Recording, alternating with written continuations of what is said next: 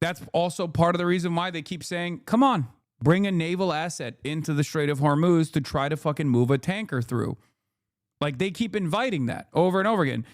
In some ways, Iran is best positioned for direct invasion. They're best positioned for direct invasion by American forces because America has no logistical supply chain that they can create to consistently feed munitions and food and medical supplies for their soldiers if they were to make this mistake of invading Iran, a country that is basically a fucking fortress that has natural choke points that I suspect the Iranian weapons have been trained on for decades at this point, right?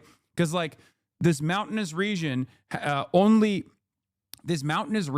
Iran, the topography of Iran makes it so that there are natural choke points that you have to go through, right?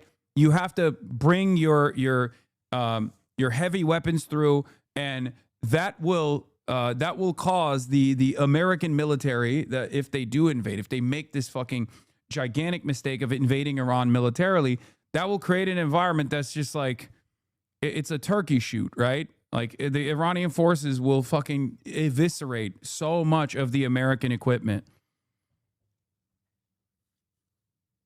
There's very little chance of an American success in that situation. Iran is not like Iraq. They have a competent military that has been training for this. They have a competent military that's actually been working on counterinsurgency initiatives in the region as well. Like, there is a reason why America thinks that they can invoke some kind of regime change from an aerial bombing campaign.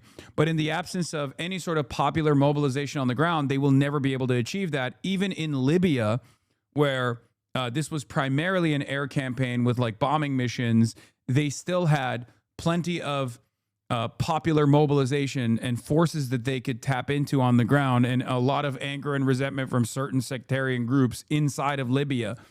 In the absence of that, in the absence of like Kurds and the Balochis and the Sunnis living in Iran and some of the Persians or whatever, if they cannot activate these people, there is no way that they can achieve regime change.